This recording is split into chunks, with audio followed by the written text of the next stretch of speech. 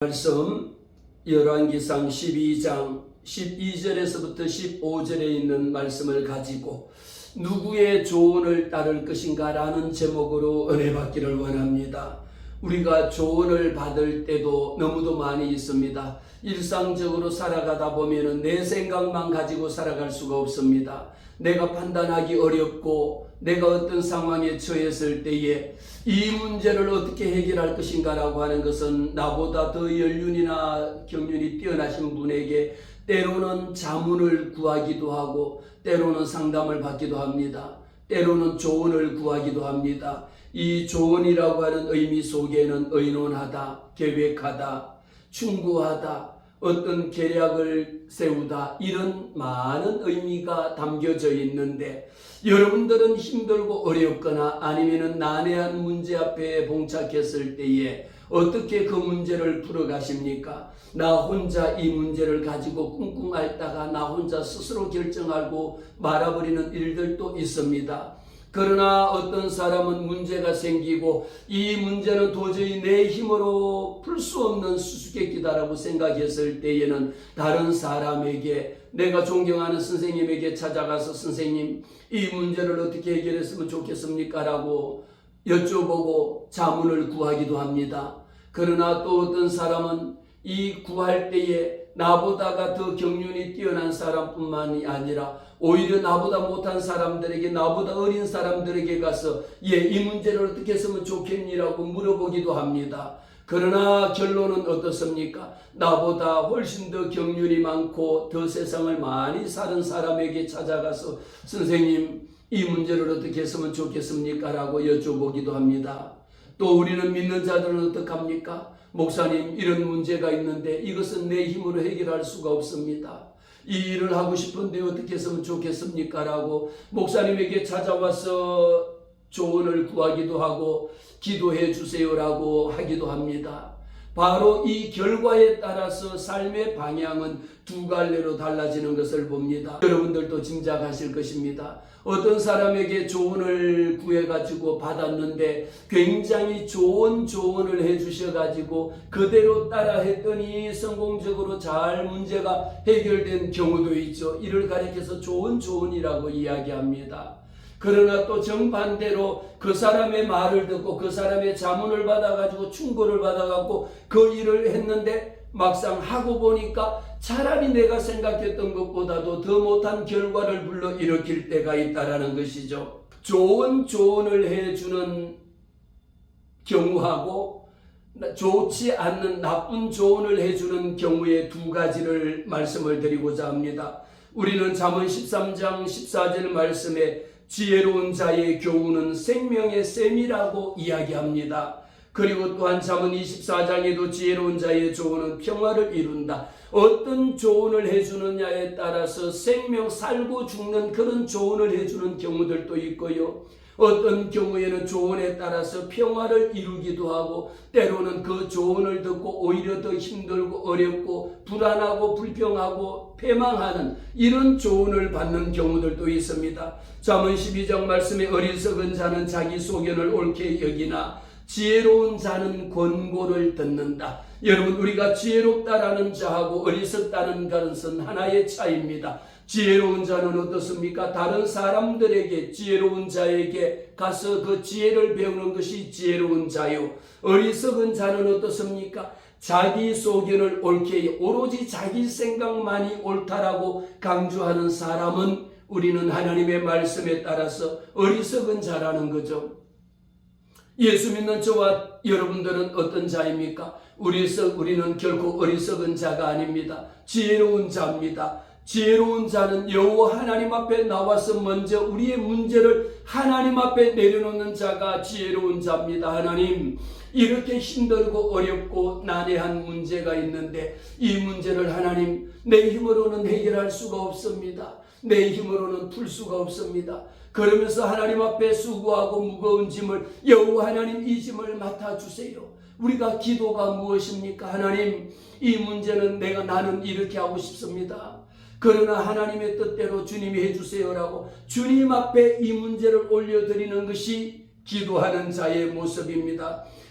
출애굽기 18장 13절 말씀에서부터 보면 누가 나옵니까? 여호와 하나님께서 모세를 통하여 모세가 이 백성들을 이끌어 나갈 때에 도저히 이 백성들을 내 스스로가 통치할 수가 없는 이런 상황에 처했습니다. 그때에 모세가 누구에게 조언을 구합니까? 그의 장인 이드로에게 달려나가서 말합니다. 오늘 13절 출애굽기 18장 13절 말씀에 기록하기를 이튿날 모세가 백성을 재판하느라고 앉아있고 백성은 아침부터 저녁까지 모세 곁에 앉아있는데 모세의 장인이 모세가 백성에게 행하는 모든 일을 가만히 지켜보고 난 후에 말합니다. 내가 이 백성에게 행하는 이 일이 어찌 됨이냐? 어찌하여 내가 홀로 앉아있고 백성은 아침부터 저녁까지 내 곁에 서 있느냐라는 것이죠. 그의 장인 이드로가 모세가 하는 장면을 가만히 보니까 모세에게는 어떤 문제가 있습니까? 오직 자기의 1인 체제라는 겁니다. 모세가 아니고는 이 문제를 도와주는 사람이 없다라는 것을 봤습니다. 그의 장인이 말합니다. 어찌하여 너는 홀로 아침부터 저녁까지 홀로 앉아 있으면서 이 백성들도 아침부터 내 곁에 앉아 있느냐? 그러면서 모세가 그의 장인에게 대답합니다. 이 백성들이 물론 이미 그의 장인 이드로는 이 백성들이 왜 아침부터 저녁까지 모세 곁에 앉아 있는지를 이유를 알고 있었습니다. 그럼에도 불구하고 모세는 그의 장인에게 대답합니다. 이 백성들이 하나님에게 물으려고 내게 왔다라는 것이죠. 그들이 일이 있으면 내게로 오나니 내가 그 양쪽을 재판하여 하나님의 율례와 법도를 알게 하나이다. 내가 이 백성들이 억울하다라고 이 두 사람이 우리를 오늘날로 이야기하면 가해자와 피해자가 둘 다 와서 내가 잘했습니다. 아니면 이 사람이 내가 피해를 입었습니다. 아니면 저 사람이 잘못했습니다. 아니면 내가 잘했습니다. 라는 것을 심판을 받기 위하여 재판을 받기 위하여 달려 나왔습니다. 그때에 이런 모습을 보고 난 후에 이드로가 말합니다. 모세의 장인이 그에게 말합니다. 내가 하는 것이 옳지 못하도다. 지금 너는 잘하고 있는 것 같지만 그의 장인의 눈에는 내가 하는 것이 옳지 못하도다. 너와 함께한 이 백성이 필경 기력이 있어야 하리니 이 일이 내게 너무 중함이라 내가 혼자 할 수 없느니라. 그러면서 그의 장인이 모세에게 충고를 합니다. 오늘 바로 조언을 하는 것이죠. 이렇게 많은 백성들을 내가 어떻게 재판을 다 하겠느냐라고 했을 때에 그의 장인 이드로가 바로 조언하는 내용이 이제 내 말을 들어라. 오늘 우리는 모세를 통하여 저와 여러분에게도 하시는 말씀으로 깨달아야 합니다. 이제 내 말을 들으라고 장인이 모세에게 명령을 하면서 내가 내게 방침을 가르치리니 하나님이 너와 함께 계심이로다. 할렐루야. 우리는 이 말씀을 통하여 하나님이 오늘 또 이 문제를 마치 우리가 풀 수 없는 수수께끼와 같은 수많은 문제를 가지고 나 혼자 힘으로 풀려고 하니까 여러분 얼마나 힘듭니까? 그뿐만이 아니라 그 문제를 해결하는 백성들도 만일 우리 은혜 제일교회 같은 경우에도 나 혼자 이 문제를 해결한다라면 얼마나 힘들겠습니까? 이때 주님이 말씀합니다. 내 말을 들으라. 내가 방침을 가르쳐 주리니. 이미 우리가 내 말을 들으라, 잘 들으세요, 내가 가르치는 대로 하세요 라고 했을 때는 이 말씀 속에는 뭡니까? 하나님의 말씀에, 그 말씀에 순종하고 따르겠다라고 하는 의미가 담겨져 있습니다. 하나님이 너와 함께 계실지로다. 얼마나 좋습니까? 우리는 모든 문제를 내 힘으로 풀려고 하니까 힘들고 어렵지만 하나님이 너와 함께 계시리로다. 하나님이 우리 집사님과 함께 계시리로다. 하나님이 우리 장로님과 함께 계시리로다. 하나님이 저와 함께 계시리로다. 그러면서 하나님 앞에, 너는 하나님 앞에서 그 백성을 위하여 그 사건들을 하나님 앞에 가져오게 할 때에 그 율례와 법도를 가르쳐서 마땅히 갈 길과 마땅히 해야 할 일을 그들에게 보이고 그 다음에 그의 장인이 조언을 합니다. 21절에 솔루션을, 오늘 해결 방법을 주는 거죠. 너는 또 온 백성 가운데서 능력 있는 사람들, 곧 하나님을 두려워하며 우리가 능력이 있다라고 하는 사람들을 할 때 여러분 세상의 돈이 능력이 아닙니다. 세상의 지위가 높은 사람이 능력이 아닙니다. 세상의 명예와 권세와 부귀 영화를 다 가진 사람들을 우리는 세상의 눈으로 볼 때는 그들이 능력자라고 이야기합니다. 그러나 출애굽기 18장 21절 말씀을 통하여 볼 때에 우리는 어떤 사람이 능력자입니까? 바로 하나님을 두려워하는 자가 능력자입니다. 할렐루야. 오늘도 이 말씀을 통하여 저와 여러분이 능력자인 줄로 믿습니다. 그러나 예수 믿으면서 하나님을 두려워하지 않는 사람은 결코 능력자라고 할 수 없는 겁니다. 내게 왜 능력자가 될까요? 내게 능력 주시는 자 안에서 내가 모든 것을 할 수 있거든요. 분명하게 그의 장인은 말합니다. 너는 여호와 하나님께서 너와 함께 계시리로다. 그러면서 하나님을 두려워하는 자가 능력자요. 또 어떤 자가 능력자일까요? 오늘 말씀 보세요. 진실한 자가 능력자라는 거예요. 우리가 여러분 아무리 여러분들이요 거짓을 진짜처럼 하고 그럴듯하게 한다 할지라도 그게 결코 능력이 아니다라는 겁니다. 무엇이 능력입니까? 하나님의 말씀 앞에 진실한 자가 능력자라는 겁니다. 어떤 자가 또 능력자입니까? 불의한 이익을 미워하는 자. 불의한 이익을 우리는 여러분은 어떻습니까? 아니 내가 불의하게 했더라도 많은 돈을 얻을 수 있고 불의한 방법으로 권력을 취할 수 있고 불의한 방법으로 온갖 세상의 명예를 다 가질 수도 있고 불의한 방법으로 대통령도 될 수도 있는 이런 세상이거든요. 이것이 결코 능력자가 아니다라는 것을 그의 장인은 분명하게 말합니다. 그래서 그의 장인이 조언을 해준 내용이 이렇습니다. 온 백성 가운데서 능력 있는 사람을 골라라 말이에요. 우리는 어떤 사람을 고를 것이냐, 어떤 사람을 친구로 맞이할 것이냐. 우리는 친구를 맞이할 때에도 여호와 하나님을 두려워하는 자. 오늘날 우리 정치 지도자들 가운데에 여호와 하나님을 두려워하는 자가 있습니까? 그들이 능력자입니까? 오히려 온갖 불의와 불법을 가지고 능력을 행사하는 그런 자들은 결코 여호와 하나님 앞에 하나님을 두려워하지 않는 자들입니다. 진실하지 않습니다.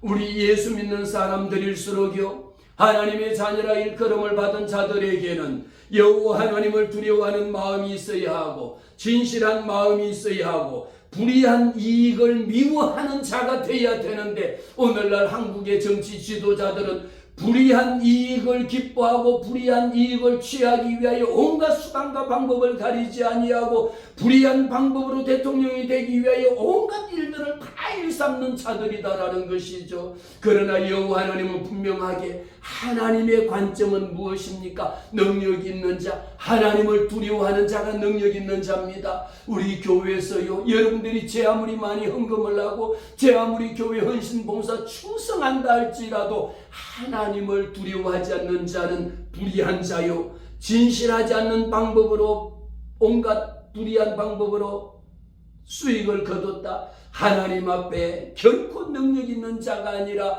무능한 자요 그는 멸망받아 마땅할 자이다라는 것을 이야기합니다.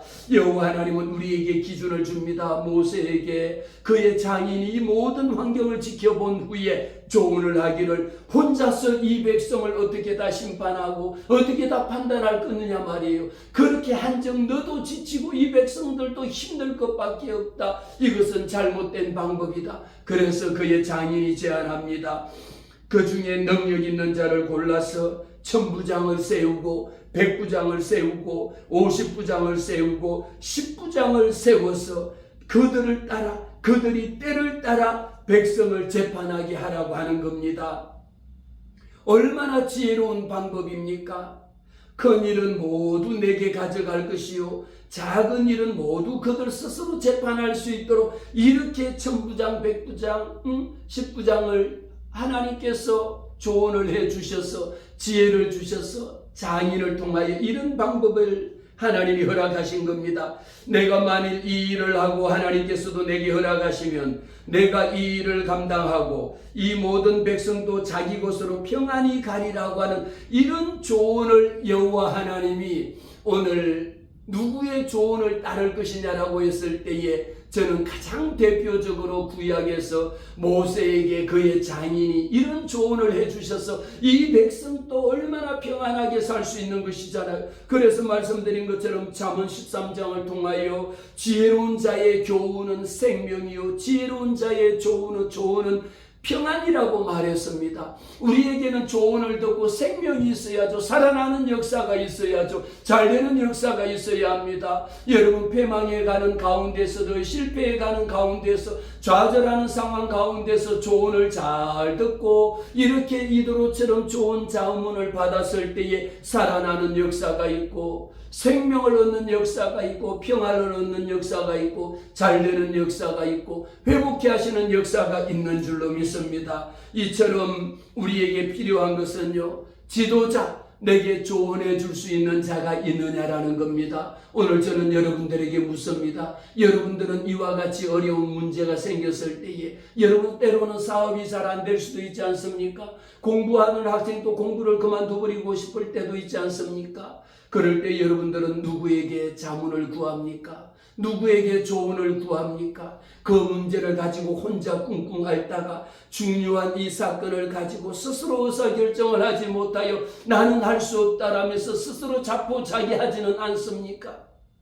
사랑하는 성도 여러분, 오늘 저와 여러분에게는 여호와 하나님께서 우리에게 해결할 수 없는 이 수많은 문제가 생겨진다라면 이 문제를 해결하게 하시는 것도 여호와 하나님께서 때를 따라 도우시는 은혜를 주십니다. 누구를 통하여 역사합니까? 하나님은 사람을 통하여 도울 자를 통하여 때를 따라 하나님이 도우시는 은혜, 그 은혜는 내 주변에 조언해 줄 수 있는 사람을 붙이시는 겁니다. 여러분 사기치는 사람에게 가서 조언을 구한들 또 다른 방법으로 사기치는 방법만 구하잖아요. 결국은 패망의 길입니다. 우리는 여호와 하나님 앞에 구하세요. 하나님께서 보시고 나를 도우시고 나와 함께 하시고 내게 이 길을 인도해 주실 자를 누가 예비해 주십니까? 출애굽기 말씀을 통하여 18장에 모세가 하는 일을 여호와 하나님께서 그의 장인을 통하여 그를 온종일 지켜보면서 너 지금 어떻게 이 백성들이 왜 너의 곁에 와서 앉아있니? 왜 그렇게 힘들게 하고 있니? 이 또 다른 방법이 없을까? 지금 무엇을 위하여 하고 있는 거냐라고 물었을 때에 하나님의 사람을 보내신 겁니다. 사랑하는 성도 여러분, 우리의 이 모든 문제를 누구 앞에 털어놓습니까? 하나님, 이 문제를 주님이 해결해 주세요라고 주님 앞에 내려놓으시기를 바랍니다. 그때 하나님이 역사합니다. 하나님께서 우리가 가지고 있는 문제를 보게 하실 자를 하나님이 보내시고 그를 통하여 하나님이 해결할 방법을 주신다라는 거죠. 출애굽기 말씀을 통하여 그를 통하여 여러분, 그렇지 않으면 이 백성들이 살아날 수가 없습니다. 서로 다툼이 있고 분쟁이 있을 때에 이 험난한 문제를 누가 해결하겠습니까? 어쩌면 한국의 오늘날 정치 상황을 보면 이 문제를 우리가 누구에게 가서 조언을 구해야 합니까? 미국 대통령에게 가서 조언을 구해야 됩니까? 아니면 우리가 어디 무슨 다른 외국에 가서 중국 대통령 중국에 가서 시진핑에게 조언을 구해야 합니까? 우리가 조언을 구할 바는요, 아무도 아닙니다. 그들이 해결할 수 있는 게 아닙니다. 한국의 이 정치 상황을 해결할 수 있는 자는 오직 여호와 하나님이십니다. 하나님 보시잖아요. 하나님이 아시지 않습니까? 이 총체적인 난국 가운데 이 나라가 어디로 갈지를 우리 하나님이 아시지 않습니까? 하나님, 이때에 하나님이 도울 자를 주님 보내주시옵소서. 모세의 장인 이드로와 같은 사람을 하나님이 보내주옵소서. 그렇게 기도하면 여호와 하나님을 경외하는 자, 하나님을 두려워하는 자를 주님이 보내실 줄로 믿습니다. 어떤 자가 여호와 하나님을 두려워하는 자입니까? 여호와 하나님을 두려워할 줄 알고 진실한 자입니다. 무슨 우리가 제3의 성이 있고 제4의 성이 어디에 있습니까? 여호와 하나님이 창조하신 것은 남자와 여자 외에는 다른 성이 없는데 어찌하여 트랜스젠더 같은 제3의 성이 있고 어찌하여 동성애를 찬성하고 동성애를 그들을 옹호하고 동성애와 같은 그런 악법을 만드는 자를 세우겠느냐 말이죠. 오히려 세상은 더 사악해지고 더 폐악질스럽고 온갖 세상적인 방법으로 나갑니다. 우리가 기도할 대상은 무엇입니까? 온 백성 가운데서 능력 있는 사람 하나님, 세계 어떤 지도자라 할지라도 능력 있는 자를 하나님이 보내주시옵소서. 하나님을 두려워할 수 있는 자, 진실한 자를 하나님이 보내주시면 이 땅에는 누구, 남자와 여자 외에는 다른 제3의 성이라는 것은 있을 수 없다. 얼마나 창조적인 겁니까? 우리 하나님이 남자와 여자를 그 외에는 창조하신 적이 없거든요. 이런 우리는 하나님의 성경적인 관점 중심에 서야 된다라는 겁니다. 두 번째, 오늘 우리는 열왕기상에 있는 말씀을 통하여 볼 때에요, 여호와 하나님 앞에서 이 총체적인 난국의 문제를 해결했는데 어떤 문제를 해결했느냐라는 것을 오늘 사무엘하 12장에 있는 말씀을 한 장 더 보겠습니다. 사무엘하 12장 1절부터 15절 말씀에 보면 여호와 하나님께서 누구에게 나타나셨느냐? 다윗 왕에게 나타나서 누구를 보냅니까? 선지자 나단 선지자를 보냅니다. 나단 선지자를 보내갖고요, 그가 지금 어떤 상황에 있는지를, 여호와 하나님은, 우리가 시간이 부족해서 제가 다 말씀을 드릴 수 없지만요, 출애굽기에 나오는 출애굽기 18장에 모세가 장인 이도로를 통하여 조언을 하는 과정들은 일일이 설명을 하자면 단계별 1단계, 2단계, 3단계가 나눠질 수도 있고요. 지금 다윗 왕에게 여호와 하나님께서 나단 선지자를 보내서 이 문제라고 하는 것은 무엇일까요? 다윗 왕이 여호와 하나님 보시기에 죄를 지은 것이 있거든요. 이 죄의 문제를 여호와 하나님, 너 죄 지었지, 너 이런 죄 지었지, 너는 죽을 거야 라고 하지 아니하고 자기 스스로가 하나님 앞에 내가 죄인입니다, 내가 이 죄를 지었습니다 라고 하면서 그 나단 선지자가 직접 죄를 지적하지 않았음에도 불구하고 자기 마음속에 스스로 깨달아 회개하는 역사를 일으키는 과정이 오늘 바로 사무엘하 12장 1절 말씀에 보면 여호와 하나님께서 나단을 다윗에게 보냅니다. 다윗 왕에게 보냅니다. 다윗이 지금까지 한 일을, 우리아의 아내를 취해가지고 얼마나 참 세상 가운데서는 우리가 이루 말할 수 없는 그런 죄악 가운데 있었지 않습니까? 그의 사랑하는 그의 군사를, 오히려 그의 장군을 죽이고 그의 아내를 취하고 모든 것을 자기의 합리화로 둔갑을 시켜버리는 이런 상황에 있음에도 불구하고 다윗 왕의 마음속에는 내가 이것이 죄다라고 하는 것을 생각하지 못합니다. 내가 왕이니까 당연하다라고 생각하고 있습니다. 그때에 말합니다. 나단 선지자를 다윗에게 보냅니다. 그가 다윗에게 가서 그에게 이르되 한 성읍에 두 사람이 있는데 한 사람은 부하고 하나는 가난하니 그 부한 사람은 양과 소가 심히 많으나 가난한 사람은 아무것도 없고 자기가 사서 기르는 것은 작은 암양 새끼 한 마리밖에 없습니다. 그런데 그 암양 새끼 한 마리를 그와 그의 자식과 함께 자라며 그가 먹는 것을 완전히 우리가 키우는 암양 한 마리를 자기 자식처럼 키우고 있는데 그의 품에 누움으로 그에게는 딸처럼 양 한 마리, 새끼 한 마리를 그렇게 애지중지하면서 키우고 있는 모습을 지금 비유로 지금 나단 선지자를 보내갖고요, 이 말씀을 저는 너무도 이 말씀을 준비하면서 놀랍게 하나님이 어떻게 조언을 해주시느냐. 여러분들에게도 너 그거 잘못됐어, 빨리 해결해, 이렇게 할 수도 있지만요, 말씀을 읽는 가운데에 내 마음속에 깨닫게 해주시는 하나님의 음성입니다. 또 이 말씀을 들으면서 어찌할꼬 하나님, 제가 그 바로 주인공입니다, 제가 그랬습니다라고 할 수 있는 이 문제거든요. 이 문제 앞에 보면 어떤 행인이 그 부자에게 오매 부자가 자기에게 온 행인을 위하여 자기의 양과 소를 아껴 잡지 아니, 참 세상에 보면은 이 사무엘하 12장에 보면요, 너무도 참 우리의 현실적인 문제하고 이 부자라는 사람이 오히려 와가지고 가난한 사람의 양새끼를 빼앗아다가 자기에게 온 사람을 위해서, 아니 나한테 온 손님을 위해 가지고 그 부자는 온갖 모든 것 다 가지고 있지 않습니까? 그럼에도 불구하고 부자가 오히려 자기 양 중에 더 튼튼하고 더 잘생기고 통실통실한 양을 잡아가지고 그 손님을 대접해야 되는데 어떤 일을 합니까? 오히려 딸처럼 그렇게 아끼는 그 새끼 암양 한 마리를 가지고 있는 그 사람 것을 빼앗아다가 잡아가지고 그 손님을 대접하는 모습을 보여줍니다. 그러면서 5절 말씀에 다윗이 그 사람으로 말미암아 노하여, 아니 지금 나단 선지자를 누구에게? 다윗 왕에게 보내서 왕이시여, 아니 세상에 이렇게 부자인 사람이 있고요, 진짜 이렇게 가난한 사람이 있는데 그 부자가, 그런데 이 가난한 사람은 자기 아들과 그 암양 새끼 하나를 딸처럼 키우고 있는데 이 암양 한 마리 새끼 양을 뺏어다가 오히려 이렇게 대접하는 모습을, 이것을 다윗 왕에게 그대로 설명을 했습니다. 만일 제가 설교가 아니다라면 여러분들에게 이 문제를 리얼하게 보여주면 여러분들은 어떻게 생각합니까? 라고 하면 여러분들이 생각할 때도 뭐라고 대답하겠어요? 목사님, 아니 세상에 어떻게 그를 죽일 놈이 있어요? 아니 그 사람이 부자라며요. 그러면 자기 있는 것을 갖고 해야지. 어떻게 딸처럼 생각하고 그렇게 사랑하는 그 가족 같은 그 암양 새끼를 뺏어다가 그렇게 잡아서 그렇게 할 수가 있느냐? 오히려 여러분들 중에는 막 더 화를 내고 막 아우 내가 그냥 막 이렇게 할 수도 있지 않습니까? 여호와 하나님은 조언하는 것을요 이렇게 깨닫게 하셨습니다.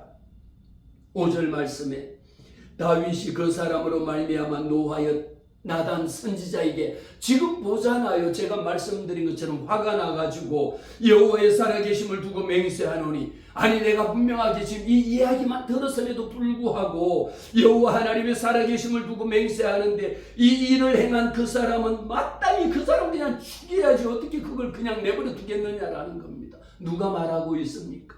다윗 왕이 지금 말하고 있습니다. 그런데 이 일이 누가 말하는 겁니까? 그가 불쌍히 여기지 아니하고 이런 일을 행하였으니 그 양새끼를 4배나 갚아 주어야 할지니라. 이렇게 해갖고요 여호와 하나님께서는 직접적으로 그에게, 다윗 왕에게 너가 그랬으니까 이렇게 하라고 하지 않았습니다. 오히려 부자의 탐욕을요 가난한 자의 외양간에 있는 암양 새끼 한 마리를 비유해서 암양 탈취하는 것을 가지고 간접적인 접근 방법으로 다윗의 양심을 일깨우는 겁니다. 우리가 어떤 문제가 생겼을 때에 교회에서도 목사가 꼭 여러분들이 집사님 그렇게 하면 되겠습니까? 이렇게 해야죠라고 하지 않고도요, 오늘 이런 말씀을 듣고도 여러분들 내가 그랬는데 하나님이 내 마음속에 깨달음을 주시게 하는 거거든요. 간접적인 접근 방법으로 다윗의 양심을 일깨웠습니다. 오히려 다윗 왕이 당신이 그렇게 하면 됩니까? 라고 하면 내가 언제 그래서, 내가 왕인데 내 마음대로 하는데 무슨 소리야? 이렇게 할 수도 있지만요, 여호와 하나님께서는 나단 선지자를 보내서 이렇게 조언을 하게 하셨습니다. 다윗 스스로 분노하며 그 사람은 죽어 마땅하다, 내가 여호와 하나님 앞에 맹세하노니 그 사람은 죽어도 마땅하다라고 하면서 이렇게 고백하서 자기 스스로가 고백했지 않습니까? 그때에 죄를 직접 지적하지 아니하고, 그러면서 오늘 7절에 보면 여기 5절 6절까지 보면 이렇게 다윗 왕이 자기 스스로 그런 사람은 당연히 마땅히 죽여 마땅하다라고 고백했지 않습니까? 그 후에 7절에 가면요 나단이 이제 와서 나단이 다윗에게 말합니다. 당신이 그 사람이라. 사랑하는 성도 여러분, 우리는 이런 말씀을 들을 때에 당신이 그 사람이라 이 말씀을 들으면 어쩌면 하나님께서 내가 바로 그 사람이다라는 겁니다. 얼마나 마음속에 찔리겠습니까? 저도 이 말씀을 전하면서도 당신이 그 사람입니다. 선지자가 와서 이러기를 여호와 하나님이 보내신 선지자가 목사님입니다. 이렇게 이야기했을 때 얼마나 내 스스로가 이를 어찌하고 통곡할 수밖에 없지 않습니까? 당신이 그 사람이라. 이스라엘의 하나님 여호와께서 이같이 이르시기를 내가 너를 이스라엘 왕으로 기름 붓기 위하여 너를 사울의 손에서 구원, 내가 너를 당신을 지금 기름 부어 이스라엘의 왕으로 세우기 위하여 내가 당신을 불렀지 않습니까? 이렇게 거룩하게 당신을 구원하시려고 너를 사울의 손에서, 아니면 10번 죽어 100번 죽어 마땅한 너를 구원하려고 사울의 손에서 당신을 구원하였지 않습니까? 그러면서 이 방법이요 바로 당신이 그 사람입니다라고 한 후에 여호와 하나님께서 당신을 왕으로 세우지 않았습니까? 그러면서 당신이 왕으로 세우기 위하여 사울에게 10번 죽어 마땅한데 죽음에서 당신을 건져서 당신을 왕으로 세워주지 않았습니까? 저와 여러분이 마찬가지입니다. 여호와 하나님께서, 주님께서 우리를 세워주신 겁니다. 여호와 하나님께서 저와 여러분을 죽음에서 구원해 주신 겁니다. 내 주인의 집을 내게 주고 내 주인의 아들들을 내 품에 두고 이스라엘과 유다 족속을 내게 맡겼는데도 불구하고 그것이 부족하였느냐라는 겁니다. 우리는 다윗이 이 말씀을 듣고 내가 여호와 하나님 앞에 회개합니다. 여호와께 내가 범죄하였나이다. 여호와 하나님 앞에 내가 죽을 죄를 지었습니다라고 다윗이 하나님 앞에 회개하는 모습을 우리는 보게 됩니다. 그러나 오늘 저는 이 말씀을 통하여 열왕기상 12절 말씀에 지금 말씀드린 것에는요, 여호와 하나님께서 우리에게 조언을 구했을 때에 좋은 조언을 여호와 하나님을 경외하는 자, 여호와 하나님을 두려워하는 자의 조언을 듣고는 이렇게 회개하고 살아나는 역사가 있는 반면에 오늘 12장 말씀에 보면 르호보암이 세겜으로 내려갔을 때에 그에게는요, 그의 아버지를 통하여 오늘 12절 말씀에 3일 만에라고 하는 것은 무엇입니까? 11절 말씀에 기록하기를 내 아버지께서 너희에게 무거운 멍에를 매게 하셨으나 이제 나는 너희의 멍에를 더욱 무겁게 할지라. 내 아버지는 채찍으로 너희를 징계하였으나 나는 정갈 채찍으로 너희를 징계하리라고 하는 이 말씀이 나오기까지는 이 말씀이 이 르호보암 왕 앞에 나와서 이 백성들이 이야기합니다. 왕이시여, 지금까지 우리가 왕의 아버지가 우리에게 너무도 멍에를 무겁게 하였습니다. 왕은 이제 왕의 아버지가 우리에게 시킨 고역과 무거운 짐 멍에를 가볍게 내려주세요. 그러면은 우리가 뭐 하겠다라닙니까? 12장 4절 말씀에 그리하시면 우리가 왕을 섬기겠나이다. 지금 르호보암 왕을 우리가 인정하지 않는 것이 아니라 왕이시여, 이 백성들이 이렇게 힘들고 어려운 이 문제를 하나님을 통하여 왕 앞에 나와서 이 문제를 조금 가볍게 우리 백성들의 원한을, 이 백성들의 힘든 것을 들어주세요라고 간청했습니다. 그때 르호보암이 왕이 대답합니다. 그래, 알았다. 갔다가 오늘부터 3일 후에 내게 다시 오라. 3일 후에 오라고 한 것은요, 3일 동안 내가 생각을 해보겠다라는 것이죠. 그러면서 그 속에는 무엇입니까? 3일이라고 하는 시간 동안에 내가 조언을 구하겠다라고 하는 의미가 담겨져 있습니다. 조언을 구하는데 르호보암이 아버지 솔로몬의 생전에 그 옆에 모셨던 어른들이 있거든요. 그의 비서관들이 옆에 주변에 많이 있던 수석들이 많이 있었던 사람들에게 구합니다. 어른들에게 구하는 거죠. 자문을 구하는 겁니다. 지금 아니 이렇게 이 백성들이 내게 와서 우리 아버지가 했던 그 힘들고 어렵게 너무도 많이 부과되어져 있는 이 세금 내는 방법을, 조공을 바치는 것을 가볍게 해달라고 하는데 이 문제를 과연 어떻게 해결했으면 좋겠습니까? 라고 자문을 구했습니다. 노인들과 의논했습니다. 그랬더니 이렇게 충고합니다. 어떻게 이 백성들에게 대답하겠느냐 하면서 바로 원로회가 같은 거죠. 우리나라 같으면 대통령 원로 자문회 뭐 이런 거죠. 그에게 대답합니다. 왕이 만일 오늘 이 백성을 섬기는 자, 딱 대답은, 원로들의 대답은 하나입니다. 이렇게 좋은 대답을 줍니다. 오늘 이 백성을 섬기는 자가 되어 그들을 섬기고 좋은 말로 대답하여 이르시면 그들이 영원히 왕의 종이 돼. 딱 하나입니다. 얼마나 하나님께서는요, 조언을 하는 사람에게 지금 모세의 장인 이도로가 조언한 것처럼 르호보암이 왕이 되었는데 그의 자문 원로회에서 하는 이야기는 딱 왕이시여, 오늘부터 이 백성을 섬기는 자가 되십시오. 이 백성을 통치하고 이 백성들을 억압하고 이 백성들을 그냥 통제하려고 하는 그런 독재자가 되지 마시고 이 백성들을 섬기는 자가 되시기를 바랍니다라는 게 첫 번째 조언의 조건이었습니다. 조언이었습니다. 두 번째는 뭡니까? 그들이 그리고 이 백성들을 섬기면서요, 좋은 말로 대답하고 그 백성들을 화나게 하고 카톡을 검열하고 온갖 유튜브를 검열하고 그런 것으로 하지 말고 좋은 말로 대답하고, 그렇게만 이 두 가지만 한다라면 이 백성들이 르호보암 왕 당신을 대통령으로 영원히 왕의 종이 될 것이다라고 말이에요. 하나님이 세운 왕이기 때문에 하나님을 영원히 당신을 종처럼 섬기겠나이다라고 했습니다. 그래서 8절 말씀 봅니다. 왕이 노인들이 자문하는 것을 버렸다. 이게 바로 우리가 조언을 했을 때는 그 조언을 귀가 있는 지혜로운 자는 하나님이 하시는 이 조언의 말씀을 받아들이는 것이 있어야 되는데도 불구하고 왕이 노인들이 자문하는 것을 버렸다라고 이야기합니다. 쓸데없는 이야기다라는 거죠. 그러면서 두 번째입니다. 누구에게 자문을 구할까요?